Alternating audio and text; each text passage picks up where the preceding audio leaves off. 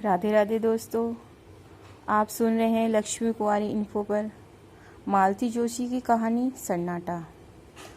दोस्तों, अगर आपको कहानियाँ पसंद आ रही हों तो कहानियों को लाइक ज़रूर करें और मेरे चैनल को सब्सक्राइब ज़रूर करें। चलते हैं कहानी की ओर। दर्पण के सामने देर तक बैठने के बाद भी उसका मन नहीं भरा। मेकअप की हल्की सी परत एक जादू सा कर गई थी और वह अपने ही प्रतिबिंब पर मुग्ध हुई जा रही थी। कौन कहेगा कि वह 50 को छू रही है? उसका कुछ भी तो नहीं बदला है। उम्र के साथ चेहरा थोड़ा भर गया है, बालों में इक्का दुक्का रुपैले तार झलमला रहे हैं। बस इन बातों ने तो उसके सौंदर्य को गरिमा ही प्रदान की है। अब तो सारा दिन ही जैसे भागम भाग में बीतता है। बिंदी लगाने भर को वह आईने में झांक पाती है, नहीं तो एक वह भी थी जब वह घंटों आईने के सामने बैठकर निहारा करती थी।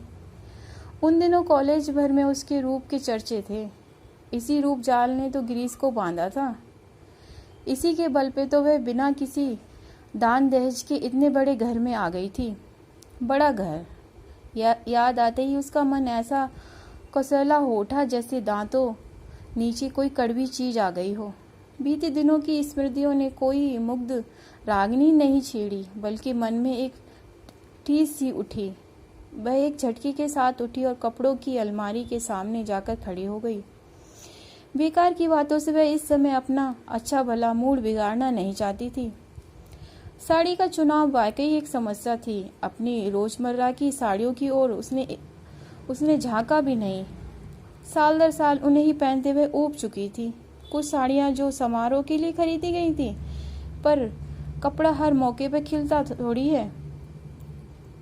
साड़ी ऐसी हो जो अवसर विशेष की अनुकूल हो और उसकी सौम्य सोबर इमेज भी बनाए रखे। कपड़ों को उलट पलट करते हुए उत्तरा को निशी बेहतर याद आई। वह होती तो क्या उसे इतना सोचना पड़ता।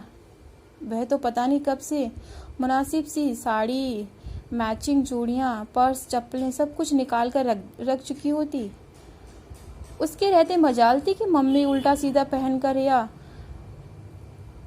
बेतरतीबी से बाल लपेटकर बाहर चली जाएं। कपड़े ही नहीं, उसका तो घर की हर समस्या पर अधिकार था। कोई भी काम उस पर छोड़कर निश्चित हुआ जाता। उसके रहते घर कैसा भरा भरा सा लगता था। इस तरह दीपों में बटा हुआ नहीं था।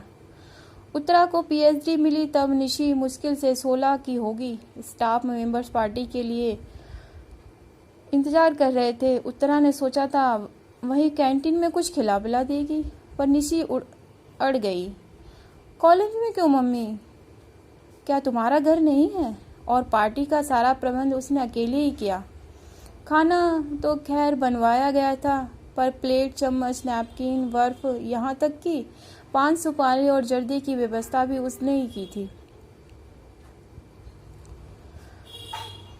सुदृढ़ता तो से की थी कि सब चकित रह गए।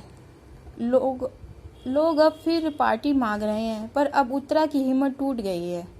ये कहने को तो घर में आशु भी है, पर आशु?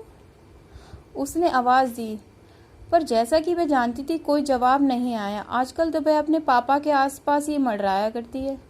निशी भी थी तो आशु उसके साथ लगी रहती थी। उसकी शादी क्या हुई, दोनों ही लड़कियां हाथ से निकल गईं। आशु इस बार आवाज थोड़ी ऊंची थी और तल्ख भी। क्या है मम्मी? मूर्तिमान बेचारी बनकर आशु सामने आकर खड़ी हो गई। उसके लहजे से उत्तरा का पारा चढ़ गया। वह भूल सी गई कि क्यों बुलाया था। रूखे स्वर में पूछा, तुम अभी तक तैयार नहीं हुई? चलना नहीं है क्या? कहाँ? ओहो, आज आपका फंक्शन है ना। सॉरी मम्मी, मेरा जाना ना हो सकेगा। क्यों? पापा को बुखार है। कोई नई बात है क्या? नहीं ना सही, पर ऐसी स्थिति में अकेला छोड़ा नहीं जा सकता। 2 घंटे महादेव उनके पास बैठ सकता है। सो तो है, पर मम्मी वही सारी साहित्यिक बातें होंगी, मेरी समझ में तो कुछ ना आएगा। नहीं, वैसे ही बोर हो जाऊंगी। ठीक है, उत्तरा ने विषय समाप्त करते हुए कहा। आंसू जैसे प्रतीक्षा ही कर रही थी, तुरंत पलटकर चली गई। उत्तरा देर तक उसे देखती रही। इन दोनों वह एकदम अपनी माँ की प्रतिकृति सी बनती जा रही है। पर मन से कितनी दूर फिक गई है। इसके विपरीत निशी एकदम अपने पापा पर गई है। वह बचपन से ही वह मम्मी की बेटी रही है। पिछले दिनों से वह बेटी से ज़्यादा सखी बन गई थी। कोई भी बात उससे निसंकोच कहकर मन हल्का हो जाता था। निशी बड़ी बहन की तरह से सांत्वना देती, धीरज बांधती, कभी कभी तो उसका पक्ष लेकर पापा से भी भिड़ जाती थी। शादी होती लड़कियां कितना बदल जाती हैं। सारी माया ममता पता नहीं कहाँ खो जाती है। अब तो बस निखिल और मिट्टू, निशी की दुनिया इन दोनों में सिमट कर रह गई है। मम्मी दोबारा अपनी बेजारी जताते हुए आशु सामने खड़ी हो गई। वो लोग आ गए हैं। अरे 4 बज गए क्या? उसने चौंक कर घड़ी देखी। आशु उन्हें बिठाओ, पानी वानी पिलाओ, मैं बस अभी आ रही हूँ। अपने को आखिरी बार आईने में देखने के लिए वह मुड़ी तो उसने आशु का खिंचा खिंचा सा चेहरा ही परिलक्षित हुआ। उत्तरा जल भुंज कर रह गई। मेरे मेहमानों को एक गिलास पानी पिलाने में भी इसका जान जाती है। पापा के लिए हर आधा घंटा बाद चाय बनाते समय इसके हाथ ना थकते। वे बुदबुदाई, पर सारा गुस्सा भीतर ही भीतर पी गई। इस समय वे अपना मन एकदम प्रसन्न रखना चाहती थी। हेलो एवरीबॉडी, उसने बड़े खुशनुमा अंदाज में कहते हुए हॉल में प्रवेश किया। पर वहां सतीश मेहता अकेले बैठा हुआ अखबार पढ़ रहा था। सामने ट्रे में पानी से भरा गिलास अनछुआ रखा था। चलो, उसने कहा। बाय ऑल मीन्स मैडम, कहते हुए वह खड़ा हो गया, पर एकदम ठिठक गया। अंकल नहीं चलेंगे? दरवाजे तक पहुंच गई थी उत्तरा, पर देखा कि सतीश अभी वहीं खड़ा है। नहीं, अंकल नहीं चलेंगे, उनकी तबीयत ठीक नहीं है, स्वर को यथासाध्य तल्ख बताते हुए इसने कहा। और आशु जी? सतीश ने आस्फुट किंतु उत्सुक स्वर में पूछा। नहीं, वह कैसे आ सकती है? उसके पास भी तो कोई चाहिए। वैसे तो मेरा जाना भी मुश्किल ही था, पर अब तुम लोगों ने इतना बड़ा आयोजन कर रखा है। और यह कहते हुए खटाखट सीढ़ियां उतरकर गाड़ी के पास जाकर खड़ी हो गई। मेहता को मजबूरन साथ आना ही पड़ा, पर उसके लिए दरवाजा खोलते हुए, अपनी सीट पर बैठते हुए और गाड़ी स्टार्ट करते हुए उसकी आंखें बराबर बंद दरवाजे पर खिड़कियों के पर्दों पर लगी रहीं, पर उन्हें निराशा ही हाथ लगी। बेचारा सतीश। उत्तरा को उस पर दया हो आई। बेचारा, जान छिड़कता है आशु पर वह लड़की है। 1 मिनट पापा को आंखों की ओट नहीं करनी चाहिए। साथ नहीं आई ना सही, पर गुडलक कहने दरवाजे तो आ सकती थी। गुस्सा तो उसके पापा पर आता है। ऐसे नाजुक मिजाज हैं, हर पल किसी का आंचल थामे रहना चाहते हैं। 5 बहनों में अकेले भाई हैं, खूब लाड़ प्यार पाया है। अम्मा जी तो एकदम आग की पुतली की तरह सहजती थीं। तभी तो यथार्थ की धरती पर पैर रखते ही उनका दम फूल जाता है। जिस बीमारी का आंसू इतना हवा बना रही है, उसकी नब्ज निशी ने खूब पकड़ ली थी। कुछ नहीं मम्मी, ये सब जॉब सिकनेस है, जिम्मेदारियों से भागने के बहाने हैं। इन्हीं सारे झंझटों से मुक्ति दे दीजिए, फिर देखिए इन्हें कुछ नहीं होगा। बात एकदम सही थी। चाहे बिजली का बिल भरना हो या हाउस टैक्स, बच्चों का एडमिशन करवाना हो या खेत से गेहूं लदवाना हो, गिरीश को कल्पना से ही बुखार होने लगता। बुखार ना आता तो पीठ अकड़ जाती या सिर दर्द से फटने लगता। बच्चों की हारी बीमारी में भी कभी उनका सहारा ना मिला। निशी की सगाई के समय तो वे अस्पताल में ही भर्ती थे। बच्चों की दादी जब तक रहीं, बेटी की बीमारी में घर सिर पर उठा लेती। उनकी इस हाय तौबा में मूल प्रश्न जाने कहाँ बिला जाता। बहू को बार बार कोसती, अकेला आदमी बेचारा कहाँ तक बोझा ढोता रहेगा। एक लड़का ही और हो जाता। यह बात कुछ इस अंदाज में कहती मानो बेटा होता तो सीधा झूले से उतरकर पापा का हाथ बटाने पहुंच जाता। अम्मा जी की मृत्यु के बाद तो गिरीश एकदम जैसे निराशित हो गए। पहले तो उन्होंने उत्तरा का सहारा लेना चाहा, पर वैसे ही संवेदनशील सेवा कैसे करती, कब करती? आखिर बच्चे भी तो उसी को पालने थे, नौकरी भी अब उसके लिए शौकिया नहीं रही थी, वह जीवन की अनिवार्य आवश्यकता बन गई थी। बड़ा घर मात्र एक छलावा था। सारे सब्ज बाग दूर के ढोल निकले। वकालत की एक तख्ती जरूर टंगी रहती दरवाजे पर, ताकि कोई ये ना कह दे कि निठल्ले हैं, बीवी की कमाई खाते हैं। शेष तो उस वक्त उत्तरा ही जानती थी, या उसका ईश्वर। पत्नी से निराश होकर अब उन्होंने आशु का दामन थाम लिया है। उन्हें इस बात का साहस नहीं कि इस तरह वे लड़की को तबाह कर रहे हैं। पता नहीं कैसे उनके मन में यह बह बैठा है कि उसकी शादी होते ही पापा एकदम अकेले पड़ जाएंगे। अकेलापन क्या इतना भयानक होता है? आखिर उत्तरा भी तो जी रही है। वह तो वर्षों से भीड़ के बीच अकेलापन झेल रही है। उसने तो कभी शिकायत नहीं की। मैडम, वह जैसे हड़बड़ाकर तंद्रा से भागी। गाड़ी मछली की तरफ फिसली हुई कब कॉलेज पहुंची उसे पता ही नहीं चला।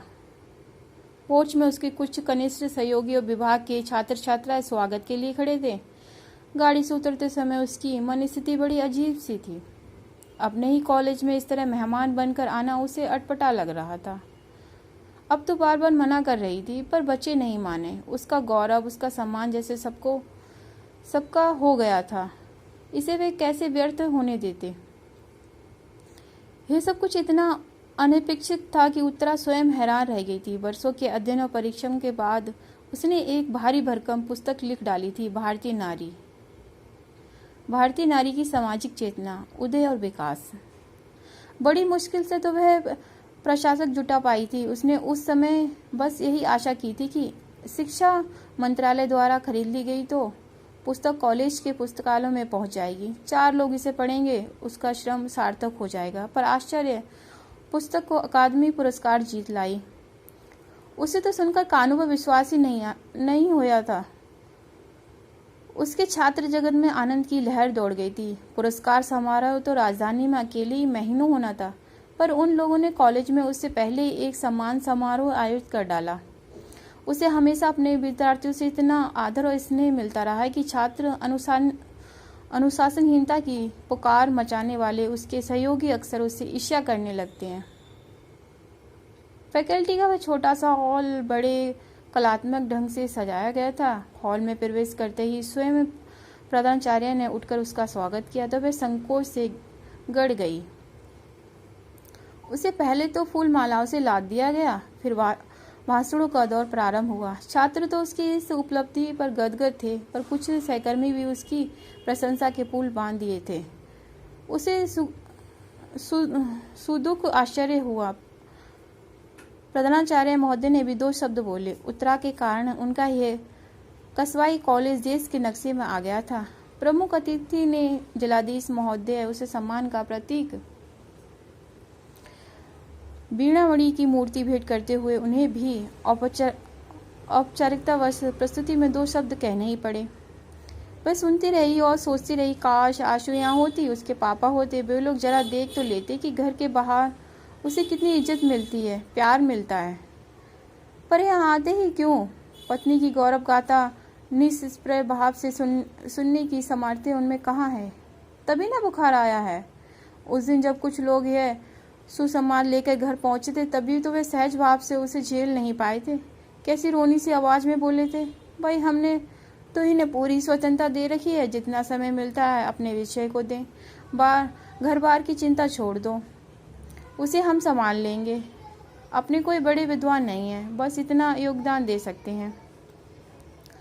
उनके हर शब्द से झांकते ही जनता बोध ने उसे उतना नहीं कचोटा जितना उनकी झूठ ने। मन हुआ सबके सामने उन्हें वे नकाब कर दें, बता देंगे कितना घर द्वार देखते हैं, पर चुप बनी रही।